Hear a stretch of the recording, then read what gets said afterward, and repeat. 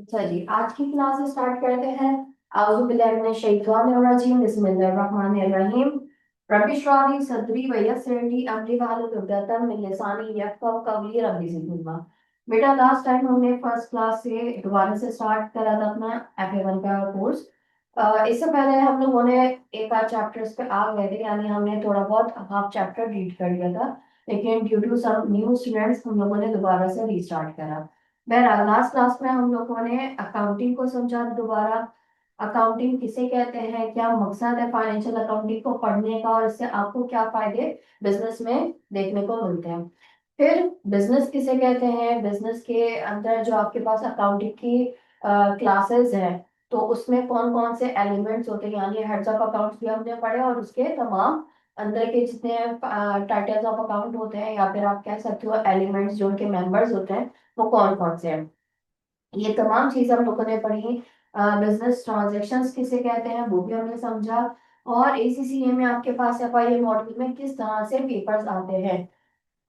जब तक मैंने आपको इन्फॉर्मेशन दी थी, हमारे पास अभी तक की इन्फॉर्मेशन थी, ठीक है। आपने शायद सुना हो या ना सुना हो कि हमारे पास अब न्यू इंफॉर्मेशन आई है। यानी 2027 से ये इम्प्लीमेंट होगी। अभी जो चीजें चल रही हैं, जैसी चल रही हैं वैसे ही आपके पास पेपर्स में आएंगी। तब आपके पास न्यू पहले 3 थे, अब 4 तरीके से आपके पास मॉड्यूल्स देखने को मिलेंगे। बहरहाल अभी तक यही है, आपके पास अपडेट है, सही है। आगे बढ़ते हैं। हमारे पास टोटल इस कोर्स में जो चैप्टर्स थे वो 17 थे।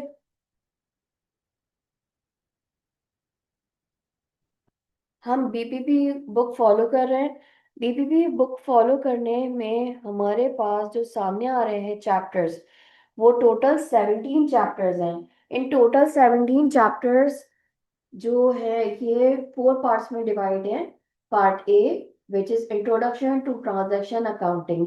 ये आपके पास बिल्कुल इनिशियल लेवल पे आपको सिखाता है बिजनेस में आपके पास अकाउंटिंग क्या किरदार अदा करती है, इसके एलिमेंट्स क्या होते हैं, कुछ आपके पास बेसिक कॉन्सेप्ट्स भी आपके पास इसमें आते हैं। फिर कैसे रिकॉर्ड किया जाएगा, जो हमने इसकी बिल्कुल इनिशियल लेवल पे डेफिनेशन देखी थी, या हमने अकाउंटिंग को समझा था, फाइनेंशियल अकाउंटिंग का पर्पस क्या है, तो हमने रिकॉर्डिंग से स्टार्ट करना था आपको। FA1 में तमाम चीजें जो जितने भी चैप्टर सिखाए जाएंगे, it's all about recording of financial transaction. फिर उन रिकॉर्डिंग को समराइज करना, पोस्टिंग करना ट्रांजैक्शंस की, इनको लेजर्स तक कैसे लिखे जाते हैं, और लेजर से फिर फाइनेंशियल स्टेटमेंट्स तक कैसे लेकर जाएंगे। आपको ये पार्ट A में तमाम चीजें सिखाई जाएंगी, ठीक है जनाब। इसके बाद फिर मैं आ जाती हूँ पार्ट C पे, जो क्रेडिट ट्रांजैक्शन से रिलेट कर रहा होता है। पार्ट C के बाद फिर मैं D पर आ जाती हूँ, क्योंकि जस्ट एक ही चैप्टर है। तो पार्ट A जैसे कंप्लीट हो जाता है, मैं उसका टेस्ट ले लेती हूँ। पार्ट C और D का कंबाइंड टेस्ट होता है एक तरह से।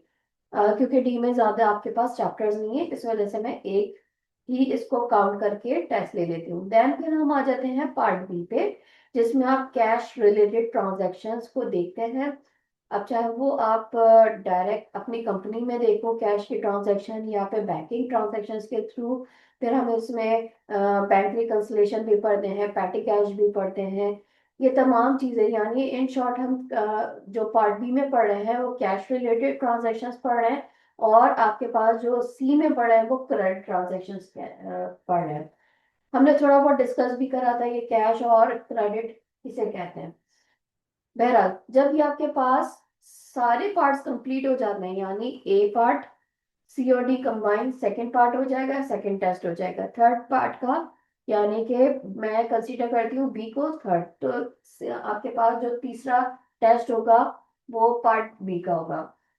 तमाम पार्ट्स के जैसे ही टेस्ट हो जाएंगे, फिर मैं आपको अनाउंस कर दूं कि मॉक मॉक की डेट। तो फिर वो कैसे आपके पास आएगा। ओवरऑल तमाम हमने पार्ट A से D तक जितने चैप्टर्स पढ़े, जितने कॉन्सेप्ट समझे, और जितने उसके प्रैक्टिस क्वेश्चंस देखे, उनसे रिलेटेड आपके पास मॉक का टेस्ट होगा। क्लियर है यहाँ तक। आगे बढ़ते हैं। हम्म,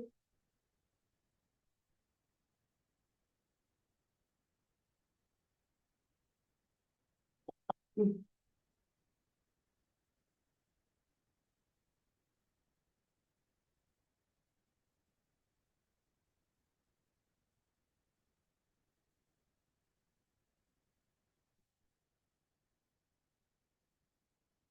अच्छा जी, पार्ट ए से स्टार्ट करते हैं, which is introduction to transaction accounting.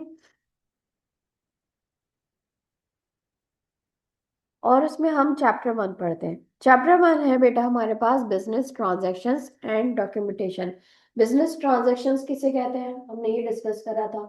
किसे कहते हैं? बिजनेस में सिर्फ लेन देन की बात नहीं होती है। बिजनेस ट्रांजैक्शंस में हमने कहा था, इंपॉर्टेंट आप यही देख रहे होते हो। वालेकुम अस्सलाम। बिजनेस में आप खास तौर पे ये चीजें सामने देखते होते हैं भाई, आपके पास लेन देन सेल्स परचेज की सूरत में होती है, लेकिन इसके अलावा भी और ट्रांजैक्शंस होती हैं। आपके जिम्मेदारी भी आती है, आप अपनी जिम्मेदारी को अदा भी करते हैं, पेमेंट्स भी आप पे करते हो, और डिफरेंट चीजें हो रही होती है। तो इन शॉर्ट आपके पास बिजनेस में जितनी भी रिलेटेड एक्टिविटीज हो रही हैं, वो तमाम आपके पास बिजनेस ट्रांजेक्शन्स कहलाएंगे। हाँ, मोस्ट इम्पोर्टेंट, या आप बहुत ज्यादा किन चीजों को देख रहे हो, तो आप सेल और परचेज को देख रहे हो। अच्छा, डॉक्यूमेंटेशन हम थोड़ी देर में डिस्कस करेंगे। हम आ जाते हैं इसके इस चैप्टर के पहले। जस्ट जस्ट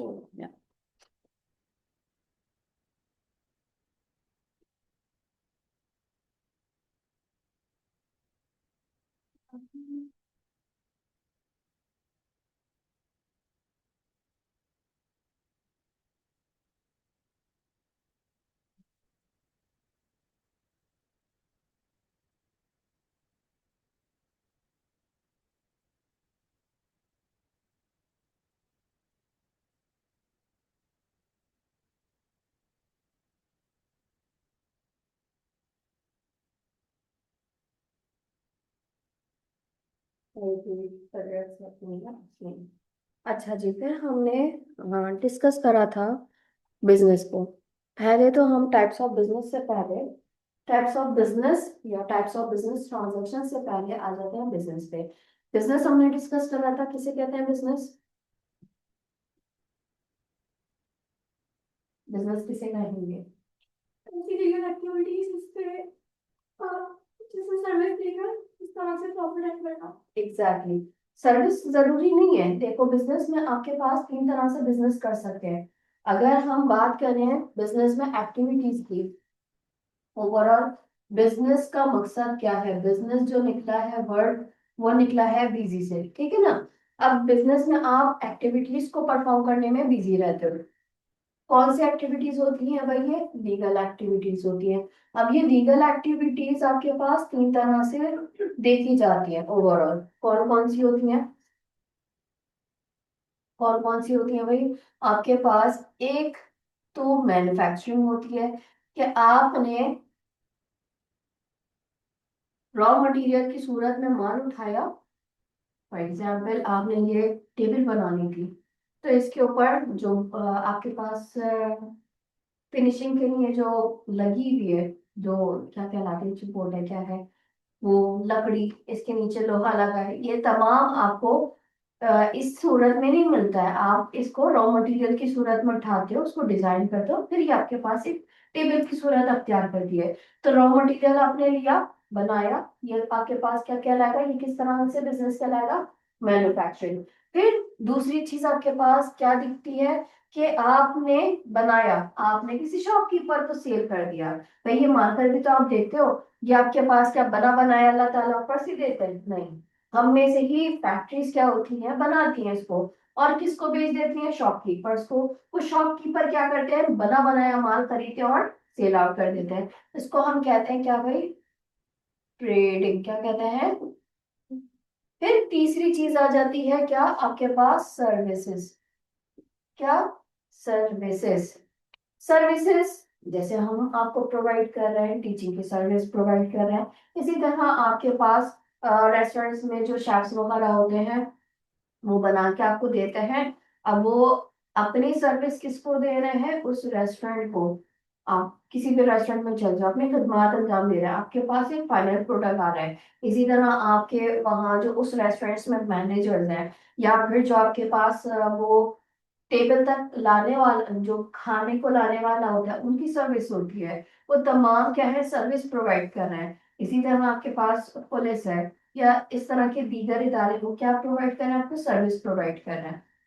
तो बहरहाल हम लीगल एक्टिविटीज किस तरह से देखते हैं, या तो मैन्युफैक्चरिंग या ट्रेडिंग या फिर सर्विसेज। इन तमाम चीजों में आप दो ही चीजें करते हो, क्या, या तो गुड्स सेल और परचेज करते हो या फिर सर्विसेज। सर्विसेज मैंने आपको बताया क्या होती हैं। गुड्स आपके पास कौन से होते हैं, दो तरह के होते हैं, टेंजिबल और इनटेंजिबल गुड्स की यही है। अब टेंजिबल का मतलब क्या है, आपके पास गुड्स जो होते हैं टेंजिबल सूरत में होते हैं, सॉरी, जो सर्विसेज है आपके पास इंटेंजिबल यानी दिखती नहीं है, उनकी कोई फिजिकल एग्जिस्टेंस नहीं है। अगर मैं सामने बात करूं तो गुड्स आपके पास टेंजिबल होते हैं, सर्विसेज इंटेंजिबल होती हैं। गुड्स टेंजिबल मतलब you can touch, you can feel, you can see, लेकिन सर्विसेज को समहाउ आप महसूस कर सकते हो। ठीक है, आपको मैं पढ़ा रही हूँ, आप महसूस कर सकते हो। टीचिंग की कोई फिजिकल एग्जिस्टेंस नहीं है, टीचर की है। ठीक है, टीचर की फिजिकल एग्जिस्टेंस है, उसकी बॉडी आपको दिख रही है, लेकिन टीचिंग के साथ कोई बॉडी नहीं है। उसको आप देख नहीं सकते, उसको आप छू नहीं सकते, हाँ आप उसको महसूस कर सकते हो। कानों में आवाज आ रही है, आपके दिमाग में बात बैठ रही है, वो सब क्या है, आपको समझ आ रहा है कि हाँ फील हो रहा है, मिस पढ़ा रही है। लेकिन पढ़ाने की अपनी कोई एग्जिस्टेंस नहीं है, कोई अपनी उसकी बॉडी नहीं है, टीचर की बॉडी है, क्लियर है। अच्छा, इन तमाम लीगल एक्टिविटीज को हम इस पे पहले भी डिस्कस कर चुके हैं। लीगल एक्टिविटीज से क्या मुराद है, ये कंट्री टू कंट्री वेरी कर रही है। मेरे मुल्क में जो एक्टिविटीज लीगल तौर पे करार दी गई हैं उन्हीं को हम बिजनेस कहते हैं। इलीगल एक्टिविटीज को परफॉर्म करके आप कभी भी बिजनेस नहीं कह सकते। अब बिजनेस में इलीगल एक्टिविटीज को परफॉर्म करने के बाद जो हमारा मकसद होता है वो क्या होता है भाई, बिजनेस का मेन पर्पस ही प्रॉफिट अर्न करना होता है। प्रॉफिट अर्न करना मकसद होता है, हाँ इसमें नुकसान भी होता है और समहाउ आपको रिस्क का भी सामना करना पड़ता है। Business is all about risk. तो आपने नुकसान का भी सामना करना होता है लेकिन इसका भी, लेकिन हमारा जो मेन पर्पस है वो क्या है, बिजनेस में आपने प्रॉफिट अर्न करना है। जस्ट यहाँ तक समझ में आया।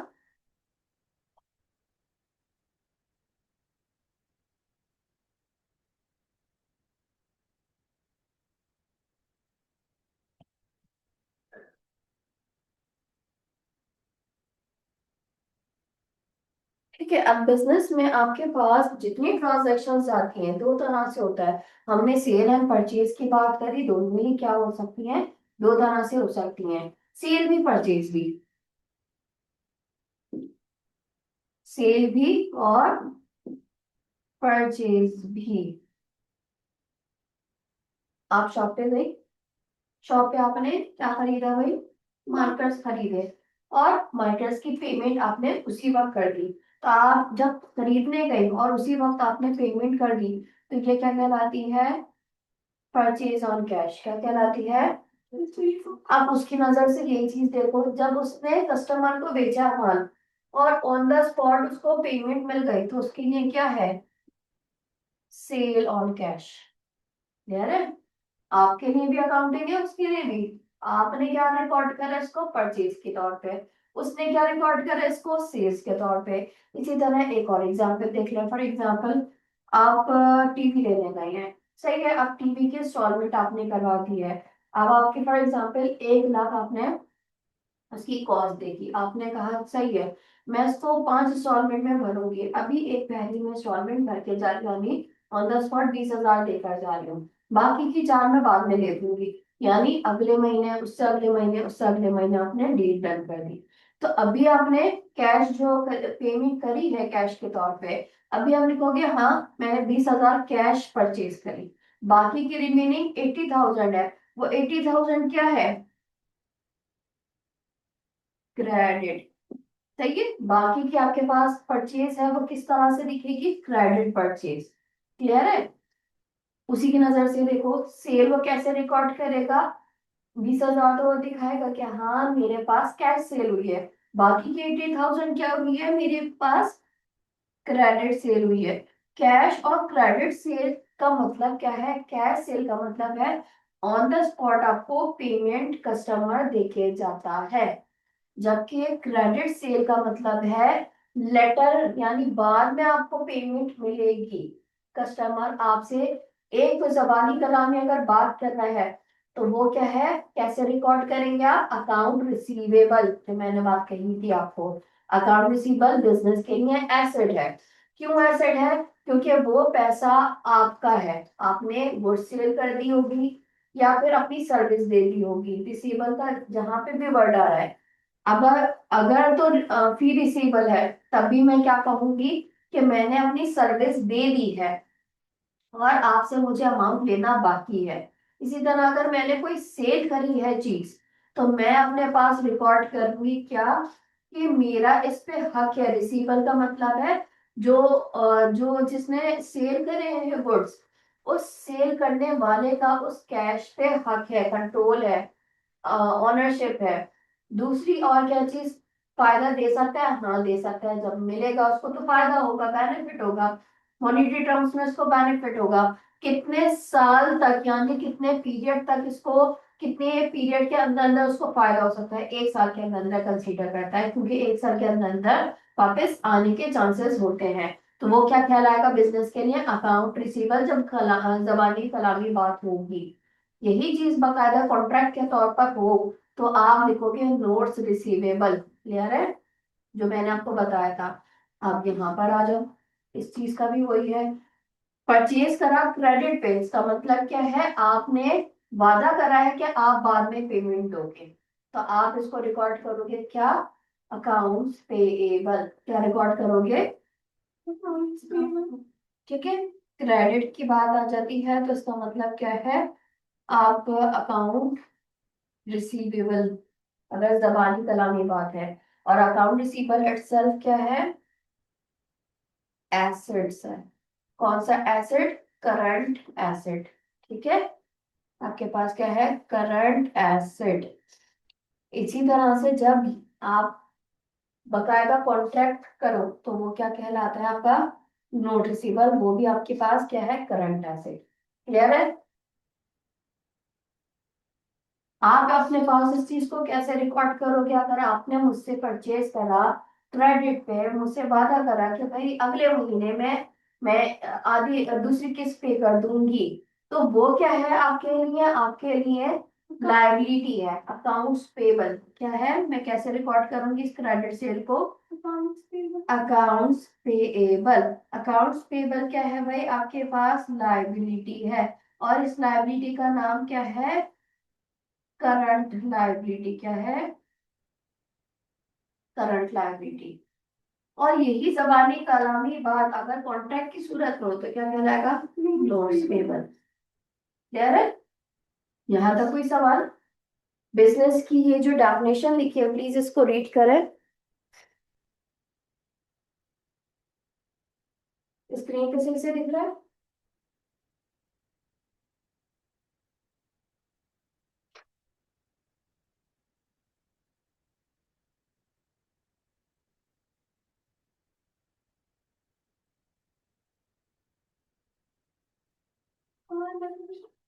ये सारा जो बिजनेसेस के बारे में लिखा है ये सब पढ़ें। ट्रांसैक्शन में बताया था कि दो तरह की होती है, और बिजनेसेस के बारे में लिखा हुआ है। आगे क्या पढ़ा है इसमें बिजनेस में?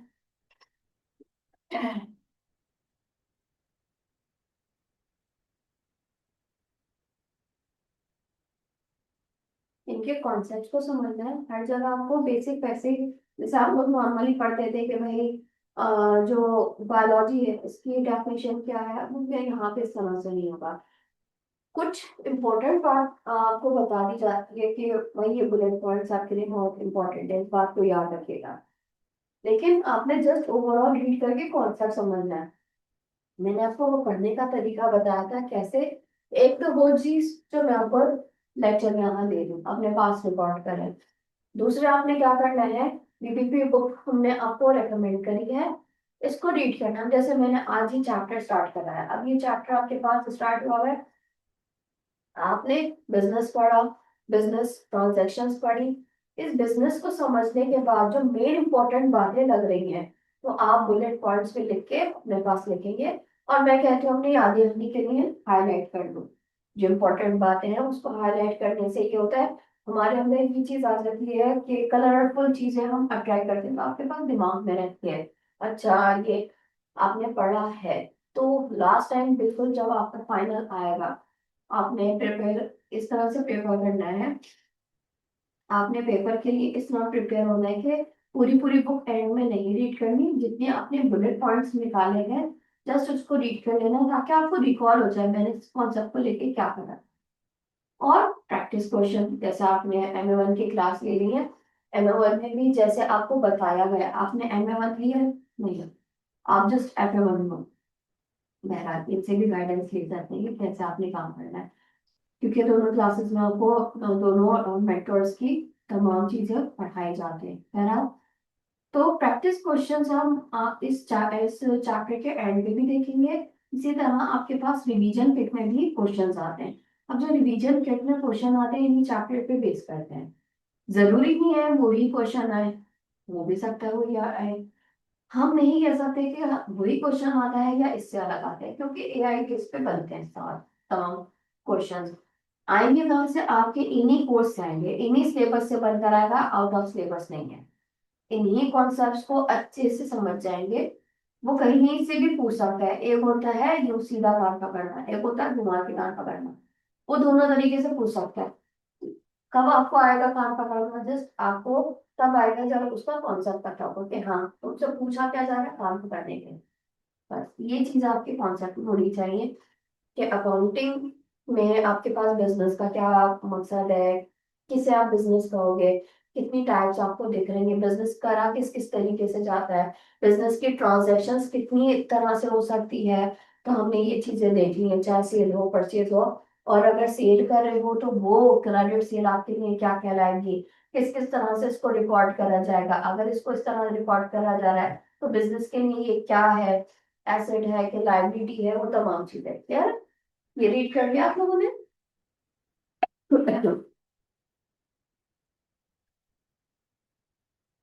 देन फिर बिजनेस ट्रांजैक्शन हमने अभी रीड करा, इसको भी जल्दी से रीड करने देखें। आपके पास बुलेट पॉइंट्स में भी बनाई हुई हैं ये चीजें, तो इनको इसी तरह से, बिल्कुल एग्जैक्टली इसी तरह से आपने अपने पास हाईलाइट्स भी कर लेना है। ठीक है।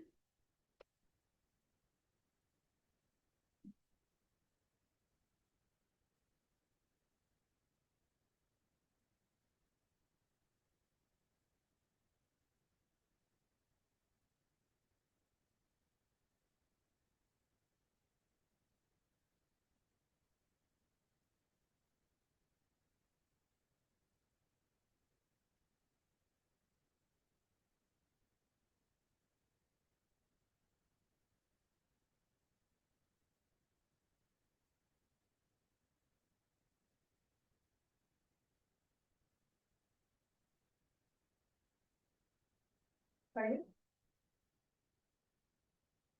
पढ़ लिया तुमने?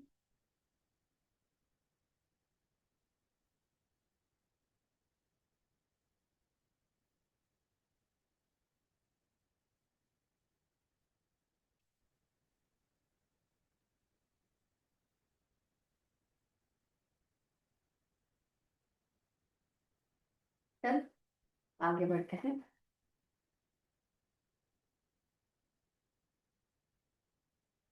ठीक है, बिजनेस क्या है आपके पास, अब डेफिनेशन दोबारा से आ रही है। किस कितनी तरह से आप डिफाइन कर सकते हो, इसका मेन पर्पस क्या है वो हमने बताया। हाँ, प्रॉफिट का मतलब क्या है? हमने कहा बिजनेस का असल मकसद है प्रॉफिट। प्रॉफिट किसे कहेंगे? Excess of income. मैंने आपको समझाया था क्या? अगर इस मार्कर को बनाने के लिए मेरी कॉस्ट लग रही है कितनी भाई, 10 रुपीज। मेरी कॉस्ट कितनी लग रही है इस मार्कर को बनाने की? 10 रुपीज। और मैं मार्केट में इसको सेल कर रही हूँ, मेरी सेलिंग प्राइस है कितनी? 50। तो ये जो इन दोनों में फर्क है कितना भाई, 5 रुपीज का, ये क्या है मेरा? प्रॉफिट। क्या है मेरा? प्रॉफिट। ठीक है। लेकिन अगर सेम इसी एग्जाम्पल को मैं उलट करके बोलती हूँ कि मेरी इस मार्कर को बनाने की कॉस्ट कितनी लग रही है भाई, 10 रुपीज, लेकिन ड्यू टू सम रीजन कि आउटडेटेड हो गए, या फिर डिमांड खत्म हो गई, या फिर इसमें कोई नुक्स निकल आया, जल गए, या फिर खराब हो गए, पानी आ गया, किसी भी वजह से ये खराब हो गए। अब मुझे मजबूरन इसको सेल करना पड़ रहा है, इसकी सेलिंग प्राइस को लेकर आना पड़ रहा है 8 रुपीज पे। तो यहाँ इन दोनों में जो डिफरेंस दिख रहा है, कितना दिख रहा है? कितना का दिख रहा है? अब ये 2 रुपए का डिफरेंस क्या है? लॉस है। ये जो आपको कॉस्ट से कम आपकी सेलिंग प्राइस पे आना पड़ रहा है, तो ये जो कॉस्ट से कम डिफरेंस है, ये बिजनेस के लिए क्या है? लॉस है। तो इसी का अपोजिट आप देख लो, प्रॉफिट क्या लिखा है? It is the excess of income over expenditure. Expense से ज्यादा इनकम ओवर, इनकम कितनी है तुम्हारी? एक्सपेंस से ज्यादा है। और यही उलट आ जाएगा, क्या? इनकम कम है और एक्सपेंस ज्यादा हो जाएगा। ठीक है, लफ्ज पे ध्यान दा, excess of income over expenditure, वहां क्या होगा? Excess of expense over. Clear? यहां तक समझ में आया? इसको भी जल्दी से रीड कर लीजिए।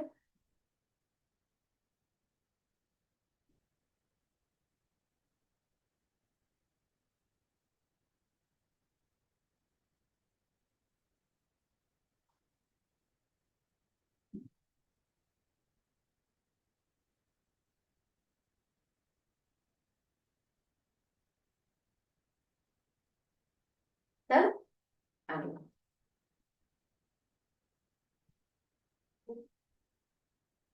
अच्छा जी, बिजनेस आपके पास जो है, इसमें हम पढ़ते हैं कि अकाउंटिंग में आपके पास जो ऑनर है, और ऑनर है साहब का जो बिजनेस है, अकाउंटिंग कहती है इसको अलग ट्रीट करो। क्या कहा मैंने? अकाउंटिंग कहती है ये जिसका भी बिजनेस है, उस यानी बिजनेस के ऑनर को और बिजनेस को अलग ट्रीट करो। हमने एसेट्स पढ़े थे, हमने एक्सपेंसेस पढ़े थे, हमने लायबिलिटीज पढ़ी थी, हमने रेवेन्यू पढ़ा था, हमने इक्विटी पढ़ी थी। तो बिजनेस कहता है कि दोनों को अलग अलग ट्रीट करो। बिजनेस में जितने एक्सपेंसेस हैं, जितने एसेट्स हैं, मुझे अलग ट्रीट करो, और मेरे ऑनर को अलग ट्रीट करो। ऐसा क्यों? अकाउंटिंग क्यों कहती है? हालांकि है तो ऑनर का ही बिजनेस, फिर ऐसा सवाल क्यों? क्योंकि पर्सनल लाइफ में जो ओनर है उसकी अपनी भी एक्सपेंस हो सकता है। या अगर उसका कहीं और दूसरा बिजनेस है और उसको वहां से प्रॉफिट आ रहा है, तो अगर हम सेम कैलकुलेट करेंगे तो जो बिजनेस का प्रॉफिट होगा वो कम दिखाएगा और जो एक्सपेंस ओनर के होंगे तो वो ज्यादा दिखाएगा। Exactly exactly. आपको ये क्लियर हुआ? क्योंकि हम ये चीज पहले भी डिस्कस कर चुके हैं। अच्छी बात है कि आपको कॉन्सेप्ट्स क्लियर हो रहे हैं, दोबारा से हमने वही स्टार्ट करा हुआ है, तो अच्छा है, रिकॉल हो जाएंगे। हाँ, हमारे पास ये जो बिजनेस का कॉन्सेप्ट है वो क्या कहलाता है? Business entity concept. क्या कहलाता है भाई? Business entity concept. और इस कॉन्सेप्ट के तहत क्या कहा जाता है? Business is separate from its owner. Business separate है इसके ऑनर से, ये हमने डिस्कस कर लिया था ऑलरेडी। तो वही कॉन्सेप्ट है, आप जस्ट रीड कर लीजिएगा। और इसके भी रीजन आपसे हो सकता है पूछे, नहीं हो, लेकिन आपको कॉन्सेप्ट होना चाहिए कि आखिर हम इसका ऐसा ट्रीटमेंट कर ही क्यों रहे हैं। क्योंकि भाई है तो ऑनर का ही बिजनेस, तो फिर हम इसके एक्सपेंसेस को और ऑनर के एक्सपेंसेस को क्यों मर्ज नहीं कर रहा है? इसीलिए क्योंकि बिजनेस के हो सकता है कि कम एक्सपेंस हो, उस ओनर की पर्सनल लाइफ के ज्यादा हो। अब अगर दोनों के मर्ज कर दिए जाए तो एक्सपेंस तो ज्यादा दिखेगा, हमारा प्रॉफिट अंडरस्टेटेड दिखेगा, कम दिखेगा। इसी तरह आपके पास और जगहों से इनकम्स जनरेट हो रही हैं, वो कहीं और से सैलरी भी ला रहा है, कोई और छोटा बिजनेस है वो बहुत अच्छा रन कर रहा है, जबकि ये बिजनेस अच्छा रन नहीं कर रहा। तो अगर हम उसकी अदर इनकम्स को इस बिजनेस के साथ मर्ज कर देंगे, तब भी क्या दिखेगा आपको? प्रॉफिट, जाहिर सी बात है तब ज्यादा दिखेगा, इनकम ज्यादा दिखेगी। और आपके उस इनकम को वो ओवर स्टेट करके दिखाएगा तो आपकी पोजीशन अच्छी दिखेगी ऑब्वियसली, जो कि एक्चुअली गलत है। इस वजह से हम कहते हैं बिजनेस अलग है, ऑनर अलग है।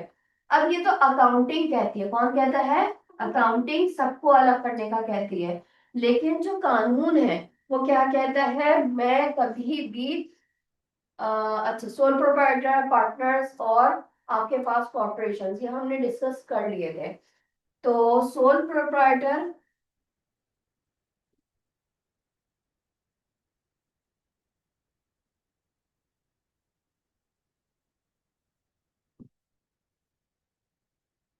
सोल प्रोप्राइटर और पार्टनर्स, इन दोनों को क्या कहते हैं, बिजनेस कहता है कि ठीक है। बिजनेस, सॉरी, जो हमारे कानून है वो कहता है कि ये अलग नहीं है, ये एक ही है, इनके सर पे जिम्मेदारी है, किसी से कर्जा लिया है, जो भी है, पर्सनल एसेट को सेक्रीफाइस करो, जिम्मेदारी अदा करो। सिर्फ कानून क्या कहता है, जो आपकी कंपनीज है, कॉर्पोरेशंस है, सिर्फ वो अलग है। ठीक है, इनका मामला अलग है। इसीलिए आप कहते हो लिमिटेड लायबिलिटी कंपनी। तो उसमें आपके पास कानून कहता है कि उनके ओनर्स के सर पे ऐसी कोई जिम्मेदारी नहीं होगी, इन केस उन्होंने कोई इस तरह का कर्जा लिया हुआ भी हो तब भी। ठीक है।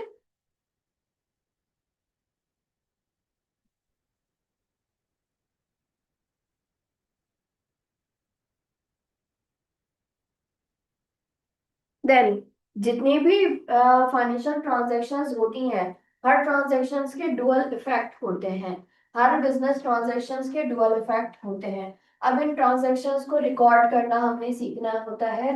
इन रिकॉर्डिंग की जो प्रिंसिपल है, यानी डेबिट क्रेडिट रूल को हमें सीखना होता है। जब भी आप ट्रांजैक्शन करते हुए देखोगे तो उनको कैसे रिकॉर्ड करना है, आपने डुअल इफेक्ट को सीखना होता है।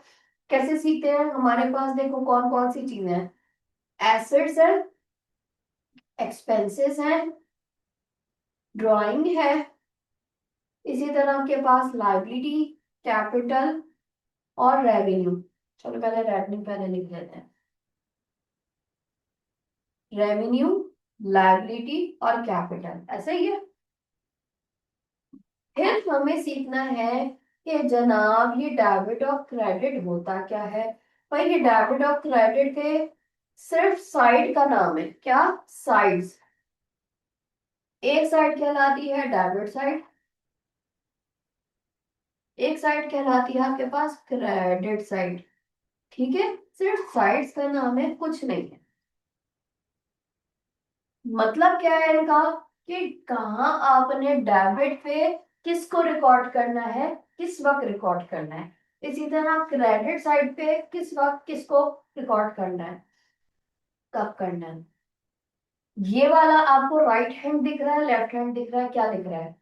अगर तो मैं इस पोजीशन पर हूं तो ऑब्वियसली ये मेरा राइट है, ये मेरा लेफ्ट है। और अगर तो मैं इस पोजीशन पर हूं तो ये मेरा लेफ्ट है, ये मेरा राइट है। ये बात याद रखना, ये डेबिट पहला वाला ही कहलाएगा जस्ट। अगर मैं इस साइड से देखूं, राइट हैंड साइड आपका डेबिट साइड है, और हमेशा क्रेडिट बाद में आएगा, इस तरह से। अब एसेट डेबिट पर कब आएगा, एसेट डेबिट पर तब आएगा जब भी बिजनेस में एसेट इंक्रीज होगा। क्या होगा, इंक्रीज होगा।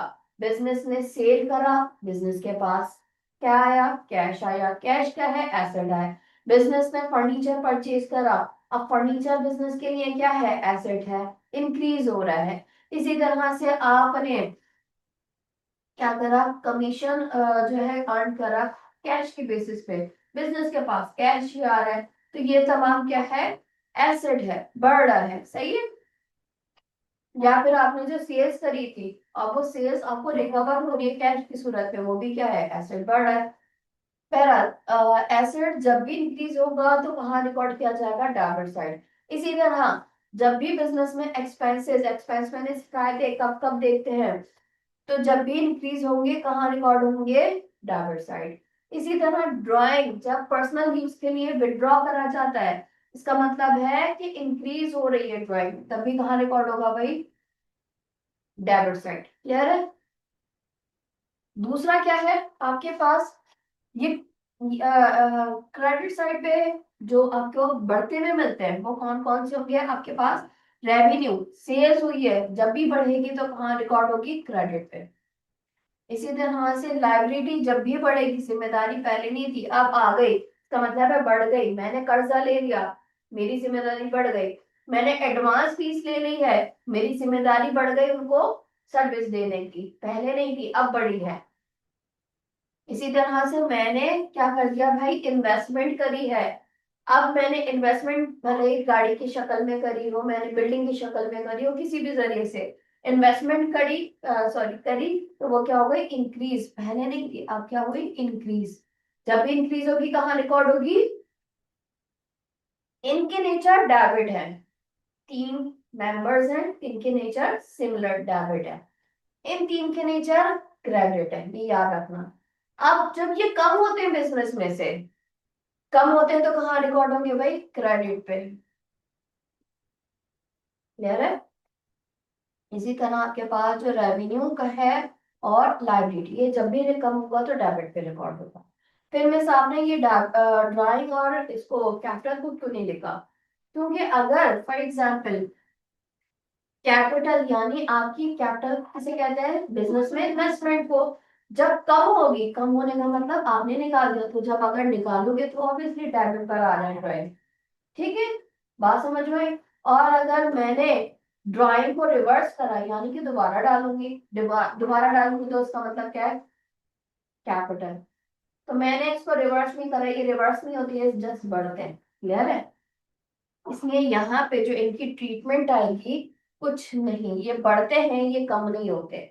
ऑब्वियसली ये बढ़े, अगर ये कम होगा कैपिटल, तो इन शॉर्ट इसका मतलब क्या है, ड्राइंग हो रही है। और ड्राइंग अगर रिवर्स हो रही है, कम हो रही है, इसका मतलब क्या है, कैपिटल आपने इन्वेस्ट करा है। तो हम उसको अलग अलग रिकॉर्ड नहीं करते। बात ये क्लियर है। इस प्रिंसिपल के तहत ही आपका क्या लाता है, डबल एंट्री बुककीपिंग। हर बिजनेस ट्रांजैक्शंस के डुअल इफेक्ट होते हैं। बिजनेस में सेल हुई तो आप सेल भी रिकॉर्ड करोगे, सेल से आपके पास और क्या इंक्रीज हो रहा है, सेल भी इंक्रीज हो रही है, कैश भी आपके पास आ रहा होगा, या फिर अगर आपने ऑन क्रेडिट पे सेल करी होगी तो आपके पास अकाउंट रिसीवेबल इंक्रीज हो रहा होगा। क्लियर है। इसी तरह बैंक लोन आपने लिया, बैंक लोन तो ले लिया, अब आपको दिख क्या रहा है, सिर्फ मैंने बैंक लोन ही तो लिया है। बेटा एक तो आपके पास उसकी वजह से कुछ पैसा आ रहा होगा। अब चाहे आपके पास पैसा है या फिर बैंक में आपने लगाया, कैश या बैंक दोनों में से कोई एक बढ़ेगा, एसेट बढ़ रहा है। दूसरा आपने क्या देखा, आपके सर की जिम्मेदारी भी बढ़ रही है। तो ये हर एक ट्रांजैक्शन के डुअल इफेक्ट होंगे, एक डेबिट साइड रिकॉर्ड होगा, एक क्रेडिट साइड। और कौन डेबिट पर आएगा, कौन क्रेडिट पे, हम इस चार्ट के थ्रू फैसला करते हैं। सही है। क्या बिजनेस में एसेट इंक्रीज हो रहा है, अच्छा बिजनेस में जब भी एसेट इंक्रीज होता है डेबिट पे रिकॉर्ड करा जाता है। ओ वो बिजनेस में कैश, हमने पेमेंट करी कैश पे, बिजनेस के पास से कैश डिक्रीज हो रहा है, हम हमेशा सोचेंगे बिजनेस की साइड से, अपनी साइड से नहीं सोचना कि मैंने पैसा दिया, मैंने पैसा लिया। ये कंफ्यूजन मोस्टली स्टूडेंट्स को होती है, और मेरा भी एक बार का एक्सपीरियंस रह चुका है। ओवरऑल ये हमने भी एक्सपीरियंस करा था यार, मैं ही तो बिजनेस में इन्वेस्ट कर रहा हूँ तो मेरे पास से ही जा रहा है, मेरे पास से गया बिजनेस के पास, ये घपला रहता था मुझे। और मोस्टली स्टूडेंट्स को रहता है, तो बेटा अपने आप को तो कटा देना है, नहीं देखना। किसको देखना है, बिजनेस के पास से। बिजनेस पेमेंट कर रहा है तो बिजनेस के पास डिक्रीज हो रहा होगा एसेट। बिजनेस ने कोई चीज सेल करी है, उसकी वजह से उसको पेमेंट मिल रही है या इन फ्यूचर मिलेगी, दोनों ही क्या है, उसके लिए एसेट। बिजनेस ने सर्विस यूज कर ली है, एक्सपेंस है। बिजनेस ने अभी पेमेंट करी नहीं करी, बाद में करेगा तो उसके सर पे जिम्मेदारी है। सही है। ये तमाम चीजें इन्हीं हिसाब से रिकॉर्ड होंगी। और एक साइड पे डेबिट होगा, एक साइड पे क्रेडिट होगा, डेबिट और क्रेडिट इक्वल होने लाजमी है। क्लियर है। फिर हम आ गए थे डॉक्यूमेंटेशन पे। हमने पढ़े थे डॉक्यूमेंट्स। अब डॉक्यूमेंट्स हमारे पास थे कौन कौन से, डॉक्यूमेंट्स हमारे पास दो तरह के होते हैं। एक होते हैं internal documents for internal use, और एक होते हैं external documents for external use. यानी कि एक्सटर्नली हम किसको दिखा सकते हैं आसानी से, फाइनेंशियल स्टेटमेंट्स को ऑब्वियसली बनाते इसलिए ताकि इन्वेस्टर्स भी उसको देख सके, आपके पास जो ऑडिटिंग डिपार्टमेंट ऑडिटर्स आते हैं उनको भी हम शो करवा सकें। इसके अलावा कोई हमारी बिजनेस में इन्वेस्टमेंट करना चाह रहे हैं, हम उससे भी डिटेल्स अपनी शेयर कर सकते हैं। फिर इंटरनल आपके पास डॉक्यूमेंट्स कौन कौन से आ गए थे, वो हमने एक तरह से डिस्कस करा था, कैसे, एग्जाम्पल के तौर पे इन्वेंट्री वगैरह की, जो मैंने आपको एग्जाम्पल दी थी। देखें जरा, अब मैंने फॉर एग्जाम्पल एक वही वाली एग्जाम्पल को कंटिन्यू करते हैं। कि मेरा कौन सा है, समझ लो इम्तियाज की तरह एक मेरा भी स्टोर है। अब मैंने वहां पे बहुत सारी इन्वेंट्री रखी है, चिप्स की सूरत में, मिल्क की सूरत में, और कैंडीज हैं, चॉकलेट्स हैं, बेशुमार चीजें हैं। मैंने अपने स्टॉक में देखा, मेरे स्टॉक मैनेजर ने बताया कि ये चीजें मुझे चाहिए। मैंने क्या करी भाई, एक लिस्ट बनाई। अब इस लिस्ट में कौन कौन से आइटम्स थे, इस लिस्ट में आइटम्स बताए गए थे कि कौन कौन से मुझे लेने हैं। यानी उन्होंने पूरी लिस्ट बता दी थी कि भाई आपने चीनी मंगवानी है, आपने दाल मंगवानी है, ये सारी चीजें होती है ना स्टोर पे, सही है। और कितनी क्वांटिटी उनकी मंगवानी है वो भी बता दी थी।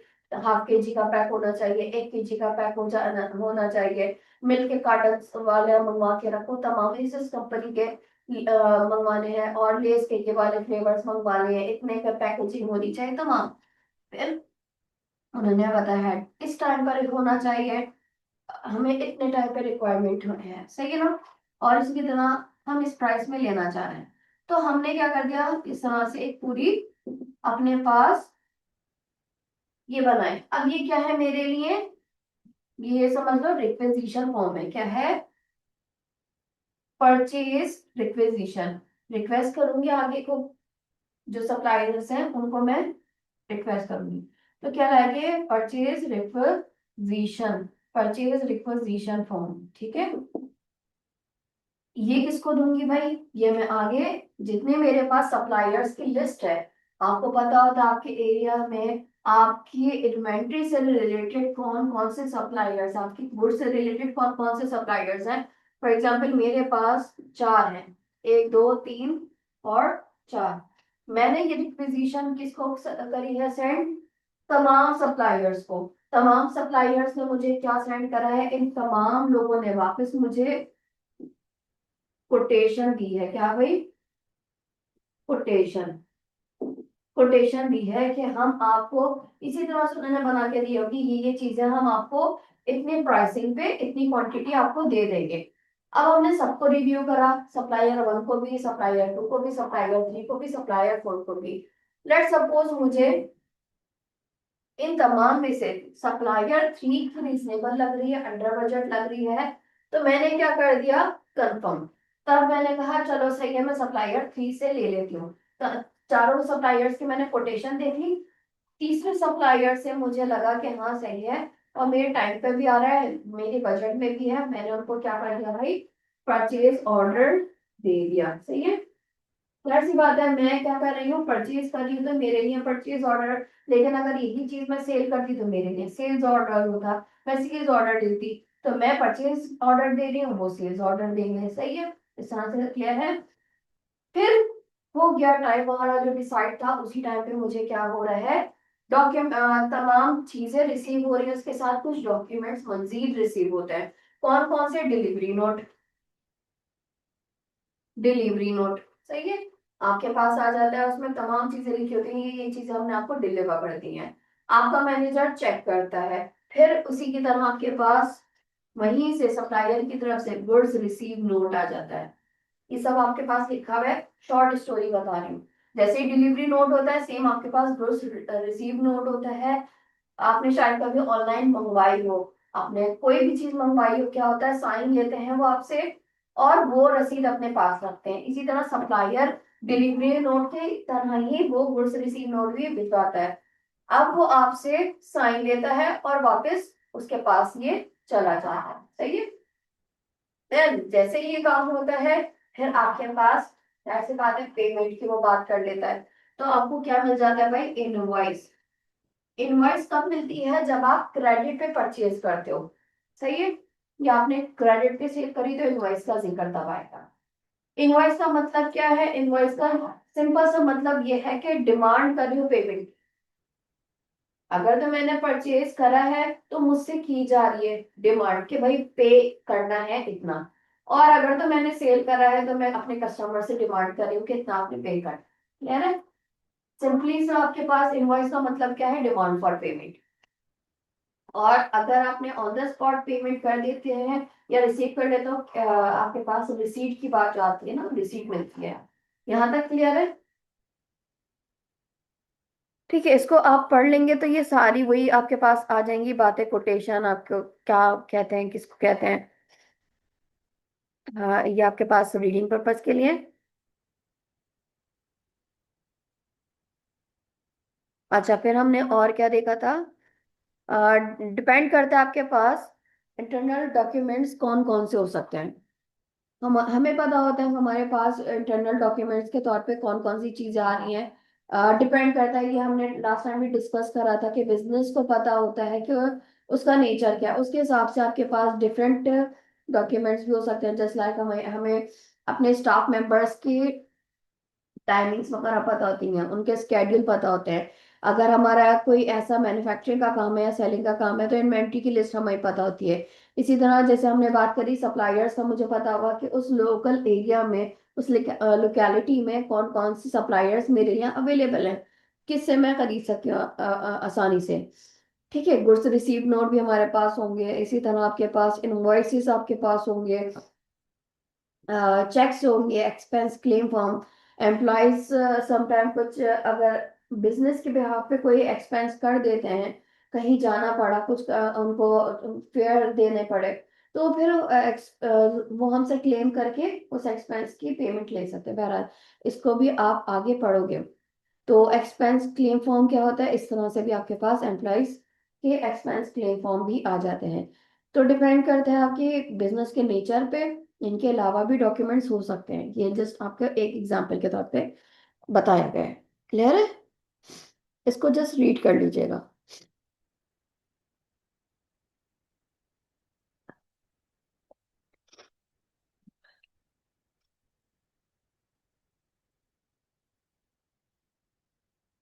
अच्छा, यहाँ पे आपके पास परचेज इनवॉइस है और इनवॉइसेस हैं और क्रेडिट नोट्स हैं, इसको रीड करें। सेल्स ऑर्डर है, परचेज ऑर्डर है, इनवॉइसेस, इसको रीड करें।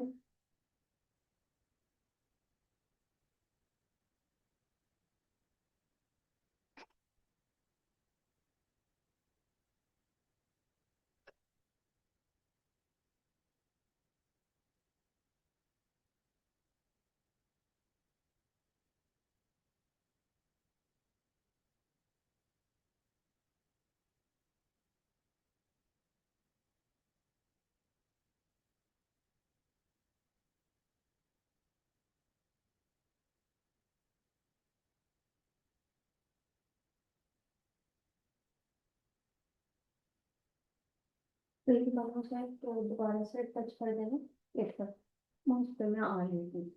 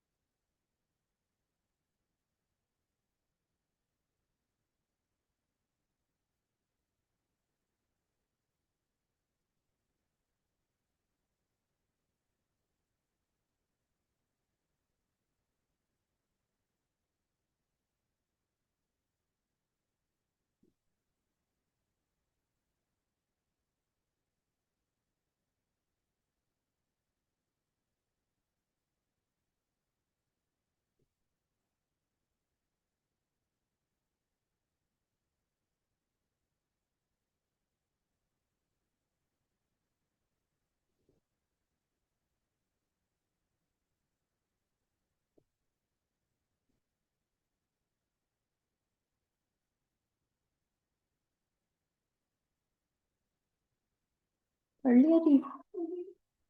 ठीक है, फिर हम आ जाते हैं।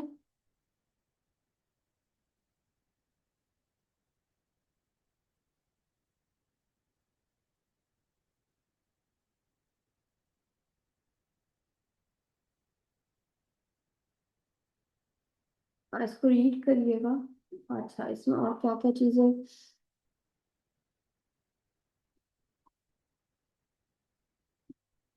इसको रीड कर लीजिएगा। और इसके अलावा क्या क्या चीजें शो होती हैं, ये एक तरह का फॉर्मेट दिया गया है। आप इसको पढ़ेंगे तो आपको अंदाजा हो जाएगा। जैसे आप किसी भी मार्ट में जाते हैं तो आपको पता होता है कि उसमें क्या क्या चीजें लिखी हुई है, समटाइम आप देख नहीं रहे होते ना उसको, वैसे ही आपके पास ही बना हुआ है।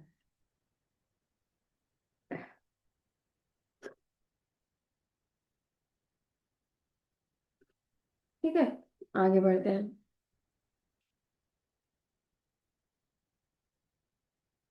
इसके अलावा और क्या इन्फॉर्मेशन हो सकती है वो भी आपको यहाँ समझ में आ जाएगी कि और कौन कौन सी इंफॉर्मेशन उस पे दिखती है।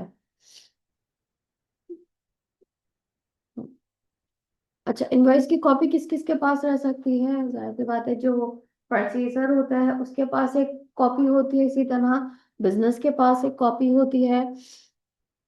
अच्छा, डिलीवरी नोट क्या होता है? डिलीवरी नोट जैसे आपने परचेज करा था, आपको तमाम चीजें दे दी जाती हैं। जब डिलीवरी होती है ना तो उस टाइम पे आपको दे दी जाती है, अब वो साइन करवाते हैं डिलीवरी नोट और वापस चला जाता है। ठीक है, यानी उस सप्लायर के पास वापस चला जाता है। इसी तरह से सेम आपके पास काम होता है एडवाइस नोट का भी। लेकिन एडवाइस नोट क्या होता है, साइन करवा के वापस परचेजर के पास, sign and cap by purchaser. ये जो परचेजर होता है सिर्फ उसके पास रह जाएगा, बाकी जो सेलर है उसके पास क्या चला जाएगा, डिलीवरी नोट, जैसे साइन करवाया और चला गया। एडवाइस नोट साइन करवा के परचेजर के पास रह जाता है। क्लियर है? बाकी आप तमाम चीजें पढ़ सकते हैं कि सेल्स ऑर्डर जब होता है तो किस किस के पास कॉपीज होती हैं, कहाँ कहाँ जाती हैं, कस्टमर के पास कब होती है, वेयर हाउस में कब जाती है, सेल्स डिपार्टमेंट में कब जाती है। सही है, आप तमाम चीजें पढ़ लीजिएगा। अच्छा जी, फिर आ जाते हैं हम अपने एक और डॉक्यूमेंट पे, जो कहलाता है क्रेडिट नोट और डेबिट नोट। अब ये क्रेडिट नोट डेबिट नोट की कहानी हमने लास्ट टाइम भी देखी थी, दोबारा से हम एक बार रिवाइज कर लेते हैं। फॉर एग्जाम्पल हमने क्या कहा था कि हमने ये पूरा परचेज ऑर्डर बनाया। अब परचेज ऑर्डर बनाने के बाद फिर मुझे याद आया कि मेरे पास तो एक और चीज कम पड़ गई थी, मुझे मंगवानी है। तो मैं दोबारा से परचेज ऑर्डर थोड़ी बनाऊंगी, भूल गई या फिर मुझे जरूरत पड़ी दोबारा से।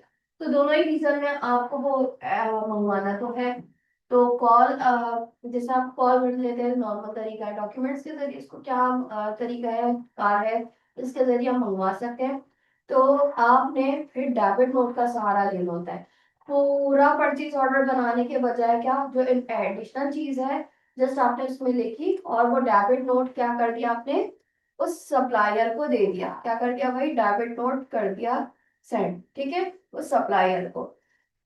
लेट सपोज आपने जो पहले चीज मंगवाई थी, पूरा आपने परचेज ऑर्डर बनाया था, उसकी टोटल अमाउंट थी $500। कितनी थी, $500। और अभी जो एडिशनल चीज रह गई जस्ट उसकी $50 है। तो आपने $50 का डेबिट नोट बनाया और सप्लायर को दे दिया। टोटल आपके पास जो आ जाएगी अमाउंट वो कितनी हो जाएगी, आपको पे कितनी करनी होगी, $550।